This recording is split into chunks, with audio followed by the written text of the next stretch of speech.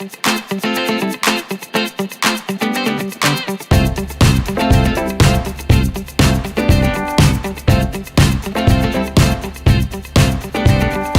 name is Dave. I got another question for you, ask the Rabbi.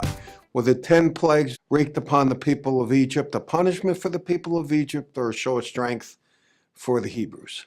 Thanks a lot, Dave. Another great question. So we find several times in Exodus that your question is referenced. 3 times it says, Leman Yedu Mitzrayim, that the Egyptians should know that the Almighty is God and has all the power.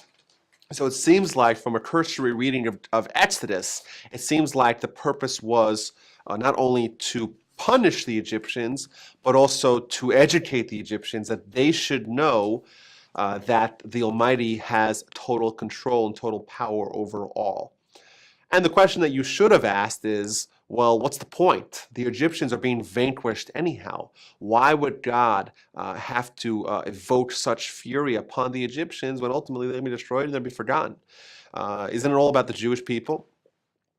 So I want to add another question to that question. Good questions, but all of them good questions. Let's add another one. If you look at Genesis, where Abraham is selected as being the forefather of the Jewish people, it seems like there's a precondition for him receiving the leadership mantle, the patriarchy of being the Jewish people. It says that as a prerequisite for the Jewish people being God's nation, they're going to have to spend significant time in Egypt being slaves. The question is, wait a minute, why is being slaves to Egypt going to be a precursor or a necessary precursor to the Jewish people being pronounced, declared God's nation, going back to Israel and accepting our mission that is so crucial for humanity?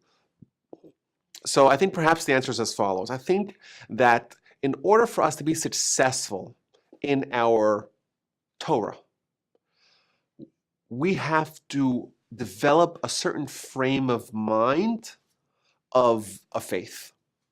If someone doesn't believe in God totally, if someone does not subjugate himself to the power of God, well, then how are they going to fulfill all the mitzvahs? How are they going to accept the mantle of responsibility of being a kingdom of priests and a holy nation, of being part of the chosen people? So in order to do that, the Jewish people had to be conditioned first. Thus, says God to Abraham, your kids are going to have to spend 400 years molding themselves into the kind of nation that is going to be able to accept upon themselves the yoke of Torah, the yoke of God. How do you do that? You spend years as a slave. A slave is totally dependent upon the master for everything. They have no mind of their own. They don't have the freedom to choose where they want to go, where they want to eat, what they want to do, etc.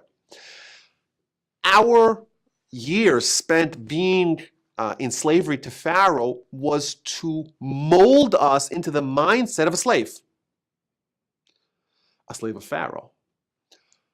Now, the Exodus is going to happen. We're going to get the Torah. We're going to kick off this great nation. What has to happen? There has to be a transfer of loyalty, a transfer of subjugation, of subjection from Pharaoh the master to God the master. The Jewish people thought that, Pharaoh was considered a deity. I'm sure a lot of Jews believed that.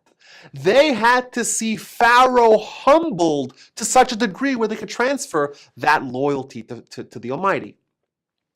So these 10 plagues were about humbling Pharaoh, but not for Pharaoh's sake. Rather, that the Jewish people should see Pharaoh being humbled to such a degree and thus build their faith profile and their transfer of loyalty from the dominion of Pharaoh to the dominion of the Almighty. And if you look at these 10 plagues, you'll notice that there are an entire collection, entire curriculum of a faith. We see just all the commentators talk about that the first 3 plagues were all subterranean. The next 3 plagues were above the ground. The third, 6, 7, 8, 9 were all from the heavens. And the last one, of course, is God has control over life and death. So God has control of what's below us, what's around us, and what's above us, and the ultimate, which is life and death. It's calculated education for the Jewish people on one hand, but also a total humiliation and vanquishing of Pharaoh and the Egyptian lords, thereby to transfer the loyalty that the Jewish people had into being God's servants. Now you'll say to me, wait a minute, is that what we really are? We're slaves to God? The answer is yes. We're all slaves regardless. The question is, who are we going to be slaves to? When we're slaves to our own inclinations, our whims, our whimsicals that pull us either way. Oh, I want this, I want that. I want to drive on Shabbat, so I got to go there. I got to go there. I want to go to the synagogue. I want to eat the cheeseburger. Right? We're slaves either to our Yetzer Hara or to God. That's the option. There's no option of us being totally untethered, being totally free. The freest people that could possibly exist are those that are subjected to Torah, because they are not under the dominion of their Yetzer Hara, their evil inclination, this tyrant that could lord over us. Rather, they have the freedom because their soul is untethered, and it has the ability to create worlds with Torah study. So yes, to answer your question, the plagues were on one hand to humble Pharaoh, to perhaps even punish Pharaoh for what they did, but ultimately it was about the Jewish people. Because once the Jewish people emerged from this Kur Habarzel, this forming of a nation, of taking something and molding it and transferring it into something else, that was the entire Egyptian experience.